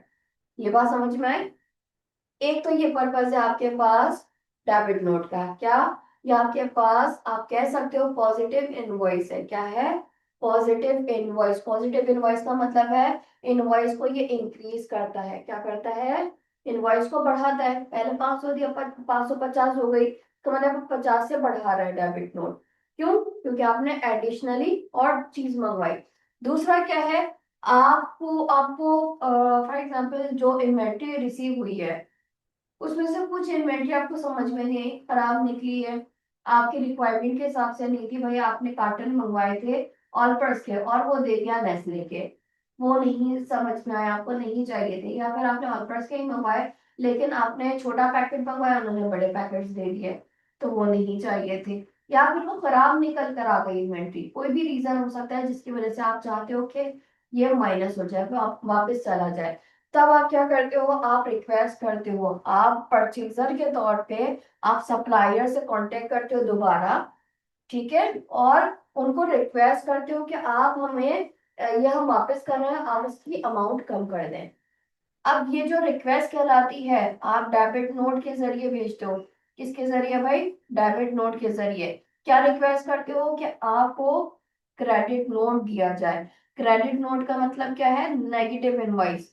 नेगेटिव इनवॉइस का मतलब क्या है? इनवॉइस को कम कर देती है या खत्म कर देती है। जाहिर सी बात है, जब आप पूरा सामान वापस कर दोगे तो खत्म हो जाएगा मुकम्मल। और अगर उसमें से कोई चीज है, फॉर एग्जाम्पल $25 का माल आपको नहीं समझ में आया, आप रिटर्न करना चाह रहे हो, खराब है, वॉट एवर सो रीजन है, तो इस टोटल 550 में से आपने क्या देखा भाई?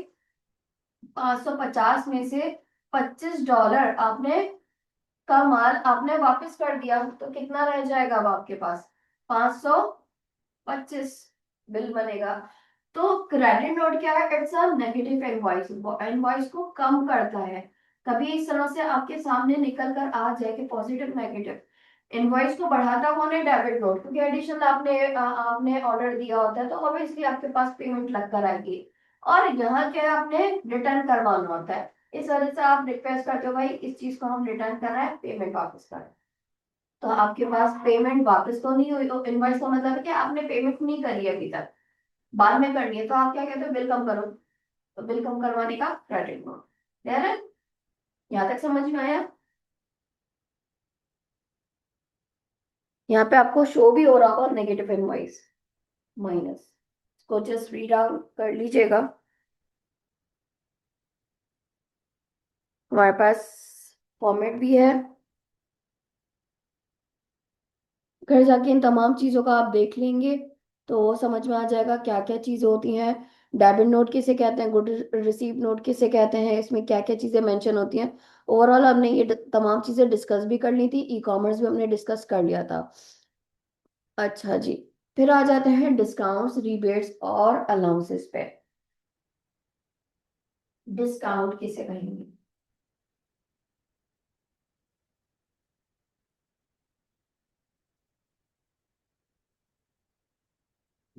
डिस्काउंट किसे कहेंगे?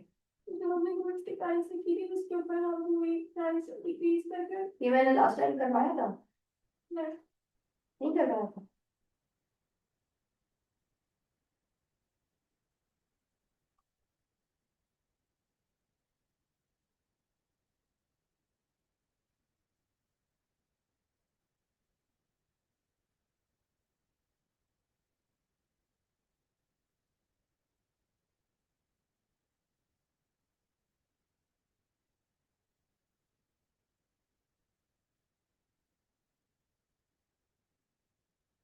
अच्छा जी। देखिए जरा, पहले बात कर लेते हैं डिस्काउंट्स पे। डिस्काउंट किसे कहते हैं? अब देखो, डिस्काउंट्स हमारे पास दो तरह की होती है। दो तरह की डिस्काउंट्स होती है। आपने अक्सर बेच देखा होगा कि क्या आपके पास 25% ऑफ लगी होती है, 50% ऑफ लगी होती है। वो कहलाता है आपके पास कैश डिस्काउंट, जो तमाम के लिए एक सी होती है। सही है, आपके लिए भी 25% है, आपके लिए भी 25, मेरे लिए भी 25। फिर ट्रेड डिस्काउंट किसे कहते हैं? वो आपको समझ में आसान है, बाद में कहते हैं कंडीशनल। आपको बल्क क्वांटिटी जब परचेज करते हो तो आपको तब मिलती है। अब देखो, फॉर एग्जाम्पल मैं गई हूँ एक सप्लायर के पास, मुझे इन्वेंट्री चाहिए। अब मेरी रिक्वायरमेंट 5,000 यूनिट्स की है। कितने यूनिट्स की है? 5,000 यूनिट्स। और उन्होंने कहा 5,000 यूनिट्स की कीमत, फिर यानी एक यूनिट की कीमत उन्होंने ₹2 लगाई है। सही है। तो 5,000 × 2 कितना हो जाएगा? 5,000 × 2 कितना हो जाएगा?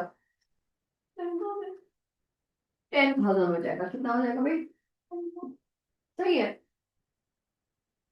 अब ये वाला काम करने के लिए उन्होंने क्या करा कि आप ऐसा करो कि हमसे 5,000 लेने के बजाय क्या करो, एक सी आप 10,000 यूनिट परचेज कर लो। हम इस पे आपको ज्यादा खरीदने पे चलो 5,000 आपको ऑफ कर देंगे। क्या कर देंगे? 5,000 ऑफ कर देंगे, यानी डिस्काउंट दे देंगे। तो ये कब मिल रहा है आपको? बल्क क्वांटिटी परचेज करने पे, जो हर एक के लिए नहीं है, लेकिन कंडीशनल आप देखने आपने देखा कि ज्यादा मैं परचेज कर रहा हूँ तो उसने मुझे एक तरह से डिस्काउंट दे दिया। टोटल अगर मैं कहती कि अगर देखो मैं क्या कह रही थी कि अगर मेरे पास इन पूरी 10,000 यूनिट्स की कीमत बन कितनी रही थी, 20,000, ऐसा ही है। यानी मेरे पास लिस्ट प्राइस अगर मैं देखती तो इतना बन रहा था। मैंने खरीदा ही क्यों, जब ये बात मेरे और उसके दरमियान तय हो गई थी, ये लिख दिया गया था, मैं जब इतने यूनिट्स यानी 10,000 यूनिट्स खरीदूंगी तो वो मुझे 5,000 का डिस्काउंट देगा, ऐसा ही हुआ था। फिर जब मैंने खरीदा तो उसने क्या कहा, मैं आपको 5,000, क्योंकि हमारे आपके दरमियान जो डिस्कस हुआ था वो अब मैं आपको दे रहा हूँ। तो ये क्या कहलाएगा आपके पास, ट्रेड डिस्काउंट। क्या कहलाएगा, ट्रेड डिस्काउंट। जो कब मिलता है आपको, बल्क क्वांटिटी पे मिलता है। कब मिलता है, कितना मिला मुझे, 5,000 का, ऐसा ही है। 20,000 में से 5,000 माइनस हुआ, कितने रह गए आपके पास, 15,000, ठीक है। अब देखो ये 15,000 मेरे पास अभी मुझे पे करना है। मैं क्या लिखूंगी अपने पास, यहां से अपने पास रिकॉर्डिंग करना शुरू करूंगी। क्या, मैंने गुड्स परचेज करा, मैंने गुड्स परचेज करा, मेरी इनवॉइस बनेगी 15,000 की, कितने की बनेगी। अब देखिए इसको रिकॉर्ड कैसे करेंगे, मैंने परचेज करा, मैंने क्या कहा था, जब भी हम गुड्स परचेज करते हैं तो बिजनेस के लिए क्या हो जाता है, एक्सपेंस हो जाता है। एक्सपेंस को रिकॉर्ड करने का तरीका, बिजनेस में एक्सपेंस हुआ, परचेज क्या हो जाता है, इंक्रीज यानी डेबिट। कितने से मैं रिकॉर्ड करूंगी, 15,000 से अमाउंट आ जाएगी। सही है। क्या अभी आपने पेमेंट कर दी, नहीं। नहीं। मैंने कहा है मैं इनवॉइस पे ये लिखा हुआ देखा, इनवॉइस का मतलब है पेमेंट अभी नहीं हुई है, बाद में होगी। तो मैं क्या लिखूंगी इसको, पेएबल, यानी ट्रेड पेबल भी आप लिख सकते हैं, अकाउंट्स पेबल भी लिख सकते हैं। लिखा, क्रेडिट क्यों, सॉरी थोड़ी तबीयत सही नहीं है, काफी हो गया सब कुछ। ठीक है, बहरहाल तो हम क्या लिखेंगे इसको, पहले जिम्मेदारी थी नहीं, अब है। जिम्मेदारी इंक्रीज हो रही है डिक्रीज, आपको पता होनी चाहिए, कैसे पता होगी, पहले की जिम्मेदारी थी 15,000 की, नहीं अभी हुई है, क्या हो रहा है, इंक्रीज। जब भी जिम्मेदारी इंक्रीज होगी तो कहाँ रिकॉर्ड होगी भाई, क्रेडिट साइड पे। कितने से, 15,000 से, कितने से भाई, 15,000 से। क्लियर है, यहाँ तक समझ में आया। अब देखो यहाँ बिल बन गया। अब ऐसा नहीं है कि मैं वहां से फौरन से अपने वहां पर अपने फैक्ट्री में आऊं और ये रिकॉर्ड करूं, उसी डेट पर होगी। फॉर एग्जाम्पल कि मैंने, रिकॉर्ड कैसे करें? रिकॉर्ड ये इस तरह से करते हैं। सही है, अब ये रिकॉर्ड कहाँ करते हैं मैं आपको बताती हूँ।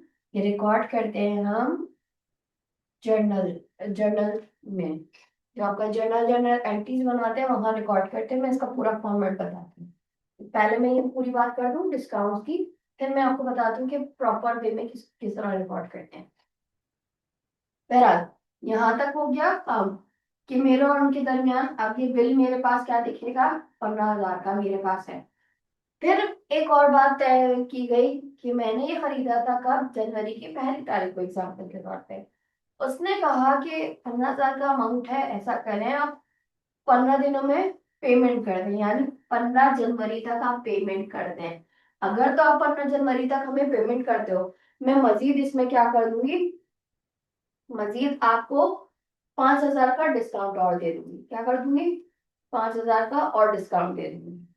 तो ये अब क्या है, अगर आपने पेमेंट ऑन द स्पॉट दे दी, यानी 15 दिनों में, आप 15 तारीख को भी आते हो अच्छी बात है, आप उससे पहले आ जाते हो तब भी अवेल कर लोगे, इसके बाद का कोई टाइम लिमिट नहीं होगा, फिर आपने पूरे पैसे भरने हैं। और ये कैश सबके नहीं होता, यानी अगर आप आ रहे हो, आप आ रहे हो, हमारे दरमियान डिसाइड हुआ हुआ है, सबके नहीं है। तो परमानेंट कौन सा डिस्काउंट होता है, ये वाला, जैसे कि आप खरीदते हो बल्क में, आपका परमानेंट हो गया, इसको नहीं छीन सकते। हाँ, आपके पास जो 5,000 का दोबारा डिस्काउंट मिलना है वो छीन सकता है। तो आप कोशिश करते हो, आपको जो डेट मिली है, क्रेडिट लिमिट जो आपको दे दी गई थी, क्रेडिट टाइम जो आपको दिया गया है, उसी पे आपने पेमेंट करनी है। आपने कहा सही है यार, अच्छा है 5,000 और कम हो जाएंगे तो मेरा, मुझे पेमेंट कम करने पड़ेंगे। तो आप आ गए टाइम पर और आपने क्या कर दिया, पेमेंट कर दिया है। अब आपको क्या मिल गया भाई, कैश डिस्काउंट, कितने का, मजीद 5,000 आपके माइनस हो गए। माइनस हम इस तरह से दिखाते हैं अकाउंटिंग में, माइनस साइन के थ्रू नहीं होता, ब्रैकेट में आ जाता है। तो अब आपने कितनी टोटल पेमेंट करी है, आपने माइनस होने के बाद टोटल जस्ट 10,000 पे करें। जो आपकी पेमेंट असल है वो कितनी है, 10,000, डिस्काउंट माइनस होने के बाद। ये मैंने आपको राउंड ऑफ फिगर में दिखाया है, इसको परसेंटेज में भी नॉर्मल दिखाते हैं कि भाई 10% आपको ट्रेड डिस्काउंट मिला, तो आपके पास इनवॉइस अमाउंट कितनी आ गई, इतनी आ गई। देन फिर आपको आपने 10 दिनों में पेमेंट करनी है, 20 दिनों में करनी है, अपना टाइम देखते हो, अगर तो उसने पेमेंट ऑन द टाइम करी है, जो टाइम लिमिट दिया गया है, तब आप अवेल कर सकते हो कैश डिस्काउंट, वरना वो खत्म हो जाता है। ये आपका कंडीशनल है। कब, अगर आप जब विद इन डेट पर आके दे देते हो पेमेंट, तो आपको मिल जाएगा, वरना खत्म। क्लियर है? यही चीज आपके पास आगे बताई गई है यहाँ पे, ट्रेड डिस्काउंट और कैश डिस्काउंट के लिए। इसको रीड कर लें। अपने ई कॉमर्स का नहीं बता दो। ई कॉमर्स हमने लास्ट टाइम भी डिस्कस करा था। ई कॉमर्स बेसिकली क्या है, इलेक्ट्रॉनिक कॉमर्स। एक ट्रेड, यानी कि आपने कॉमर्स में क्या देखते हो, प्रोडक्शन से लेके कंजम्पशन तक, और यही चीज इलेक्ट्रॉनिकल वे में हो रही है, डिजिटल वे में हो रही है। परचेज करने वाला क्या कर रहा है, जो परचेज कर रहा है ऑनलाइन, आपने जैसे देखा होगा ऑनलाइन आपके पास खरीद आती है बहुत सारी चीजें, जो खरीदना है खरीदो। नहीं, अगर नहीं क्लियर हुआ तो मैं दोबारा बता देती हूँ। ई कॉमर्स का मतलब, बेसिकली कॉमर्स का मतलब क्या है, प्रोडक्शन से कंजम्पशन तक का सफर। अब प्रोडक्शन कौन कर रहा है, प्रोडक्शन कौन करता है, हम्म, बोले। प्रोड्यूसर्स। ओनर ही होते हैं वो, प्रोड्यूसर्स कहलाते हैं, प्रोड्यूस करने वाले। किस चीज को प्रोड्यूस कर रहे हैं, गुड्स। गुड्स या सर्विसेज को। ठीक है, गुड्स या सर्विसेज को, जिसको आप क्या कहते हो, प्रोडक्ट्स कहते हो। सही है।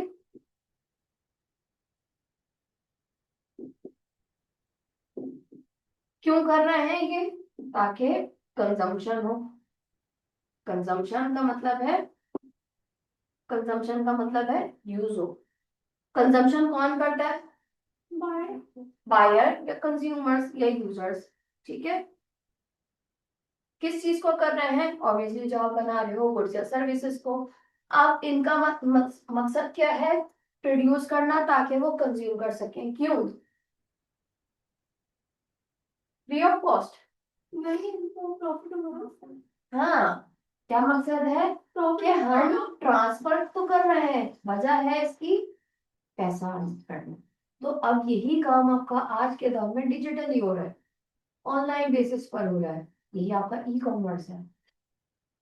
चाहे वो आप सर्विस दे रहे हो, आप कोई प्रोडक्ट बेच रहे हो, कुछ भी कर सकते हो। ये गुड्स एंड सर्विसेज एक के पास से दूसरे के पास जा रही हैं। रीजन क्या है, आपने प्रॉफिट कमाना है, अब ये काम ऑनलाइन भी हो रहा है, ई कॉमर्स है बेसिकली।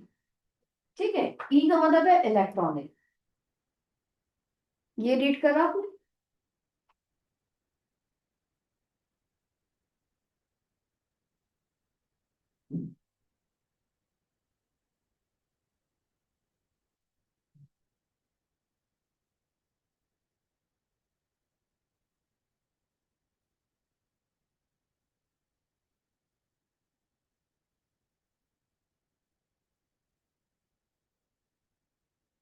जिस पर मैंने एक वीडियो बनाई थी, मैं चाहूंगी कि इस क्लास के बाद आप उसको देखो, फिर मुझे रिव्यू दो कि वो आपको समझ में आए, कैसी लगी कैसी नहीं लगी।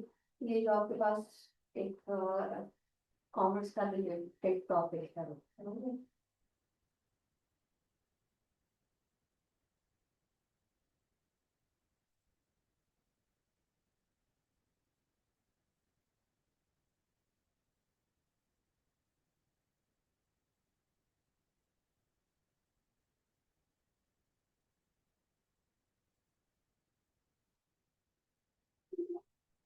डन।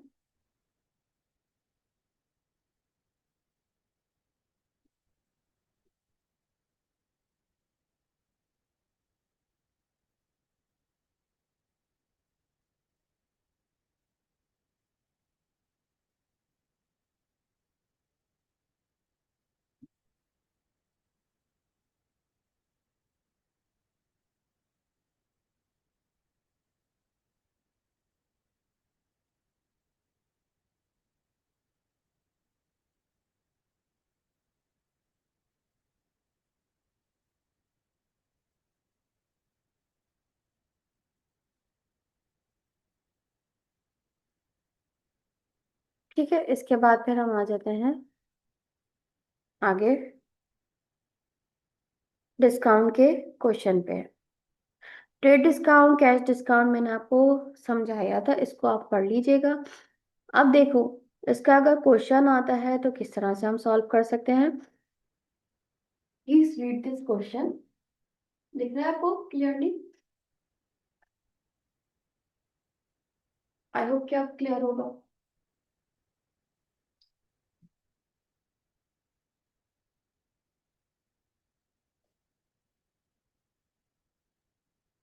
क्वेश्चन रीड करें फिर मैं आपसे बात करती हूँ।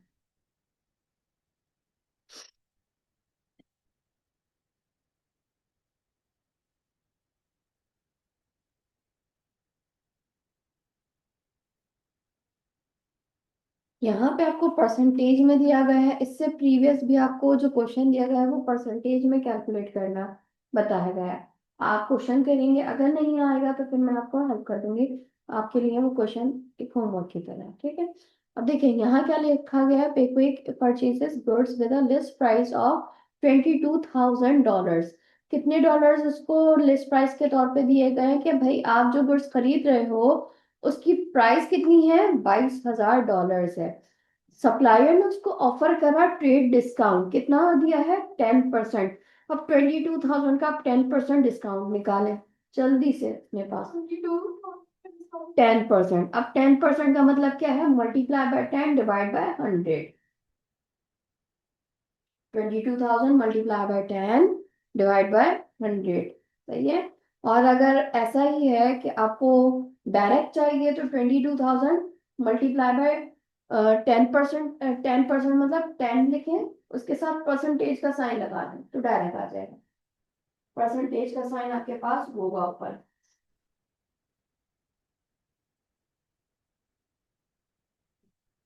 अच्छा, अपने साथ ना कैलकुलेटर्स प्लीज लेकर आए।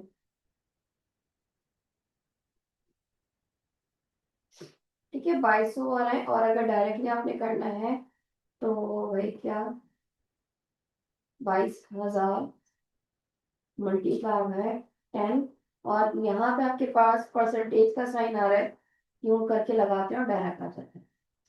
ठीक है, सेम आप कैलकुलेटर पे भी लगाएंगे तो आपके पास आ जाएगा, कितना है, 2200। 2200 आपको माइनस करके लिए जा रहे हैं इन लिस्ट प्राइस में से। 22,000 में से 2200 माइनस हुए तो कितने आपके पास आ गए, 19,800। 19,800 से आप रिकॉर्ड करेंगे अपने पास क्या, परचेज डेबिट और ट्रेड पेबल क्रेडिट, यहां से रिकॉर्डिंग होगी शुरू। ट्रेड डिस्काउंट कभी भी रिकॉर्ड नहीं होगा, क्लियर है। अब फिर उन्होंने क्या बात कही थी, आगे क्या बात करी है, एट आर 2.5, 1/2 का मतलब है हाफ, 2.5, क्लियर है। Cash discount for payment with in 20 days, अगर तो वो 20 डेज में पेमेंट करने आते हैं, अगर 20वें दिन भी आ जाते हैं, 5 दिन में आते हैं, 10 दिन में आते हैं, 15 दिन में, लेकिन अगर 20वें दिन भी आ रहे हैं तब भी उनको ये अवेल करने को मिल जाएगा। अगर 21 को आ रहे हैं, नहीं, खत्म फिर। ठीक है, तो अब पहले ही उन्होंने क्या रिक्वायरमेंट लिखी थी, कैलकुलेट द अमाउंट पे क्विक विल हैव टू पे if it delays longer than 20 days before paying. अगर तो वो 20 दिनों से ज्यादा पे कर ज्यादा टाइम में पे करना है तो फिर उसको कितनी पे करनी पड़ेगी, ऑब्वियसली उसको 19,800 पे करनी पड़ेगी, है ना। और अगर दूसरी बात क्या लिखा है, calculate the amount company will pay if it pays with in 20 days, अगर तो वो 20 दिनों के अंदर अंदर पे कर रहा है फिर कितनी करनी पड़ेगी। अगर वो 20 दिनों के अंदर आ जाता है तो फिर 2.5 उसको और डिस्काउंट मिल जाएगा। 19,000 का, 19,800 का 2.5 निकाले, 19,800 मल्टीप्लाई बाय 2.5, 2.5 मतलब 2.5। 1/2 करके भी निकालेंगे ना तो हाफ आपके पास आ जाएगा, उसको 2 में ऐड कर लेंगे। देखें कितना दिया गया है, आप पहले इसको देखें कि 2.5 का मतलब क्या है, 0.5। इसको आप क्या करोगे, ऐड 2 में करेंगे तो 2.5 आ गया, ठीक है। तो 19,800 मल्टीप्लाई बाय 2.5% कितना आ रहा है?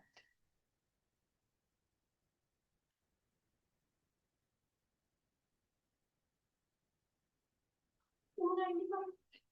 तो 19,800 में से आपने 495 माइनस करे, आपने पेमेंट कितनी करी है? 19,305। अब पेमेंट करेंगे तो इसको रिकॉर्ड कैसे करेंगे? ये आपके पास फॉर एग्जांपल, ये आपके पास पहली तारीख को मिली थी ये, आपने तभी रिकॉर्ड कर लिया। अब आप आए हो फॉर एग्जांपल, चलो 20 दिन की हमने बात करी थी, इसको आप कैसे रिकॉर्ड करेंगे? पेबल क्या हो जाएगा? पहली जिम्मेदारी थी, अब आपने जिम्मेदारी मुकम्मल तौर पे अदा कर दी। क्या कर दी है? अदा कर दी है। तो जिम्मेदारी बढ़ी किस साइड पे थी? क्रेडिट साइड पे। कम कहाँ होती है या खत्म कहाँ होगी? कम भी यहाँ पर होती है, खत्म भी यहाँ पर होगी। क्या हो जाएगा? Trade payable debit. क्या हो जाएगा? डेबिट। कितने से भाई? पूरे 15,000 से। इसकी एग्जाम्पल को ले लियो। आपने पेमेंट करी कितनी है? ये, यानी आपके पास से पेमेंट क्या गई है? 10,000 गए होंगे। क्या गए होंगे? 10,000। बिजनेस के पास से कैश डिक्रीज हो रहा है। कैश डिक्रीज होता है तो क्रेडिट साइड पे कितने से भाई? 10,000 से। फिर ये जो 5,000 का डिफरेंस है, ये क्या है आपका? ये है आपके पास परचेज डिस्काउंट। क्या है?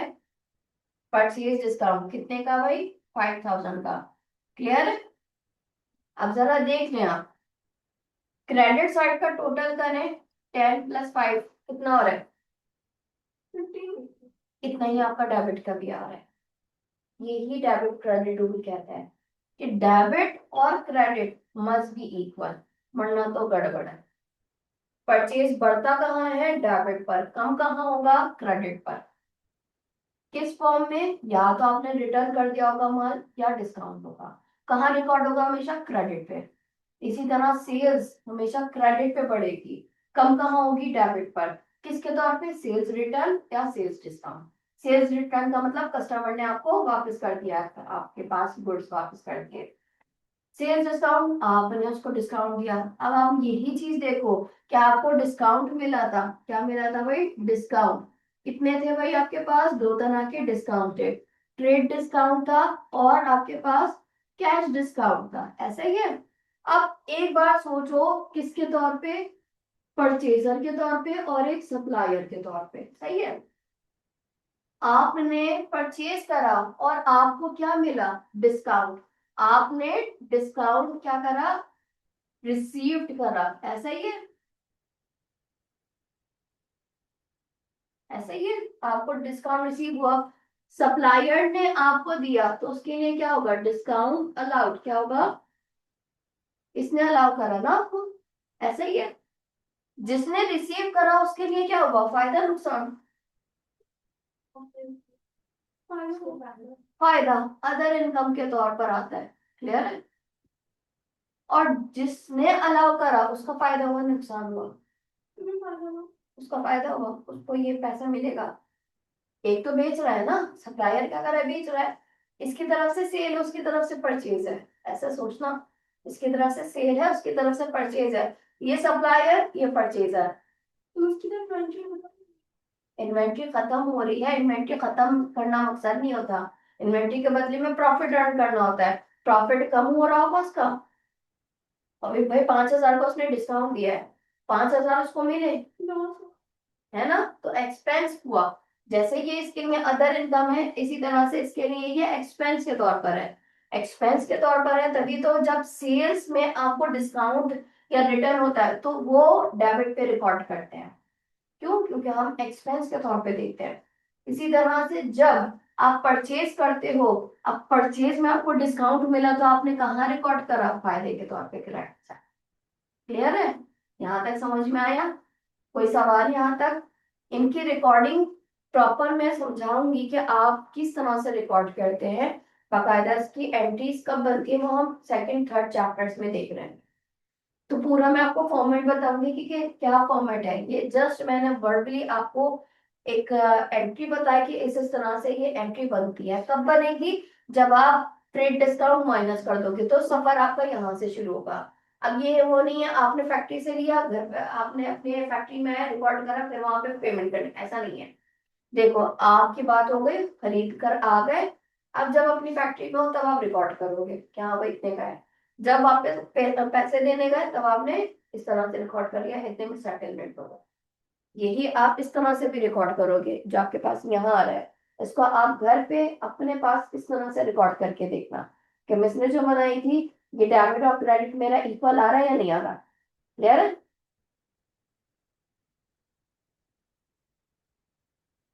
अच्छा, फिर रिबेट और अलाउंसेस, जल्दी से इसको पढ़ लें।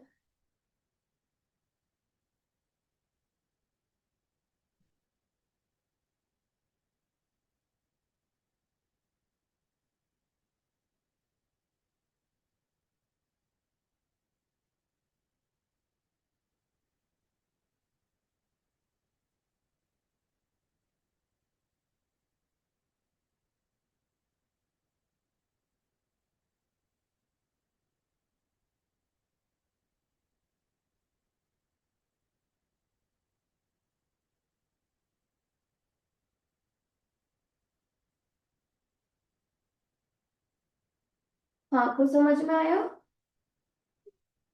अलाउंस के बारे में क्या लिखा है कि फॉर एग्जाम्पल आपने देखा होगा, buy two get one free, ऐसा देखा है कभी? यस। तो अलाउंस की एग्जांपल यही है कि एक सर्टेन नंबर ऑफ यूनिट्स आपको बता दिए जाते हैं कि इतने आप certain number of units order करेंगे तो आपके इतने यूनिट्स एक्स्ट्रा मिलेंगे। एग्जाम्पल आप पढ़ेंगे तो आपको समझ में आ जाएगा क्या लिखा हुआ है। An example of allowance is where if certain number of units are ordered at one time then a few extra units are given free of charge. For instance, if a record if a record shop orders 50 compact disc पहले जो CD चलती थी शायद देखते हो, तो आपने order करी 50, देन उस पे कितना मिले आपको 5 और मिल सकते हैं फ्री ऑफ चार्ज। क्लियर है? फिर रिबेट किसे कहेंगे? रिबेट हम कहते हैं जस्ट लाइक आपके पास जो यूनिट्स बन रहे हैं, आपने देखा कि आपके पास के इलेक्ट्रिक, हम एक एग्जांपल ले लेते हैं। आपके पास फॉर एग्जांपल रोजाना के लिए सॉरी, एक महीने के कितने बन रहे हैं? 1000 यूनिट। क्या बन रहे हैं? 1000 यूनिट। अब इस 1000 यूनिट की फॉर एग्जाम्पल 1000 यूनिट की उन्होंने कीमत लगाई है 10। कितनी है? 10। 1000 × 10 कितना हो रहा है भाई? 1000 × 10 कितना हो जाएगा? 10,000। अब अगर ये तो एक महीने का बिल है, कितना है? एक महीने का बिल। साल में कितने महीने होते हैं? 12। 12,000। तो टोटल आप मुझे बताएंगे कितना हो जाएगा?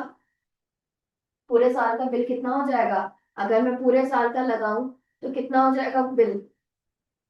10,000 × 12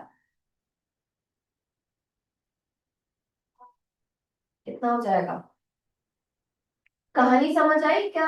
1000 मेरा क्या है बिल? 1,20,000। 1,20,000। 1000 मेरा एक महीने का बिल है, और इसके चार्ज वो कितने कर रहा है? 10 रुपए 1000 यूनिट्स के। ठीक है, एक महीने का बिल कितना बन रहा है? 10,000। तो मैंने कहा पूरे महीने का, पूरे साल का सॉरी, कितने हैं? 12 महीने का कितना बन रहा है? 1,20,000। अब ये 1,20,000 किसके बन रहे हैं? पूरे साल के बन रहे हैं। हमें क्या इलेक्ट्रिक वालों ने कहा, क्या कहा कि देखो, अगर तुम 1000 के बजाय क्या करोगे, 1000 के बजाय अगर तुम 700 यूनिट्स यूज करने की कोशिश करो, कितने मैंने कहा? 700 यूनिट्स कम करने की कोशिश करो, यानी 700 यूनिट्स यूज करने की कोशिश करो, तो हम क्या कर देंगे तुम्हारा, 10 के बजाय 6 रुपए चार्ज करेंगे उनके। क्या? 6 रुपए चार्ज। मैंने क्या कहा कि 10,000 सॉरी 1,000 यूनिट के बजाय उन्होंने क्या कहा? 700 यूनिट्स महीने के इस्तेमाल करो। तब हम तुम्हारे 4 रुपए कम कर देंगे, यानी 6 यूनिट्स 6 रुपए के हिसाब से लगाएंगे। तो 700 × 6 कितना हुआ?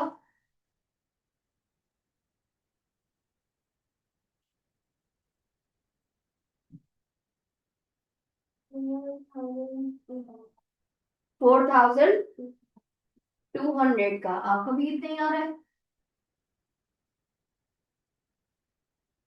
है ना? तो ये क्या कहा, यही वाली चीज आप रिबेट्स में देखो क्या।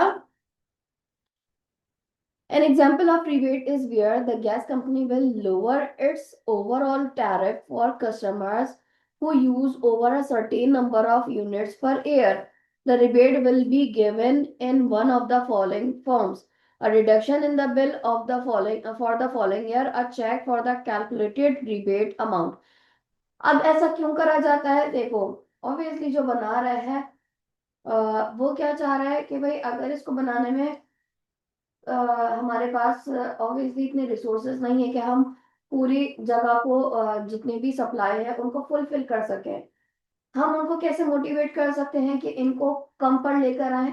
लोग तो नहीं मानेंगे, तो फिर क्या उनको मोटिवेट करने के लिए उनकी बिल की कमी का हम कह सकते हैं कि देखो तुम्हारा अगर 1000 का भी खर्चा है तो तुम कोशिश करो इसको कम यूनिट्स यूज करने की। अगर तुमने इसमें कम यूनिट्स यूज करे तो हम तुम्हारा बिल भी कम कर देंगे। तो चाहते हैं एक सर्टेन क्वांटिटी में लोग इसको कंज्यूम करें ताकि हमारे लिए अवेलेबिलिटी भी आसान हो जाए। इस वजह से रिबेट में क्या देखा जाता है कि खास सर्टेन नंबर्स में आप कहते हो इतने यूनिट्स आप पूरे साल में यूज कर रहे हैं ताकि फिर हम उसमें आपको और कमी बेशी करके दे दें। क्लियर हुआ? जबकि अलाउंस में आपको सर्टेन अमाउंट में दिया जाता है कि इतने परचेज करो तो आपको एक्स्ट्रा यूनिट्स मिल जाएंगे। क्लियर है? दोनों में कोई कंफ्यूजन? यहाँ तक रखते हैं इंशाल्लाह, फिर इसको फिर नेक्स्ट क्लास में कंटिन्यू करेंगे।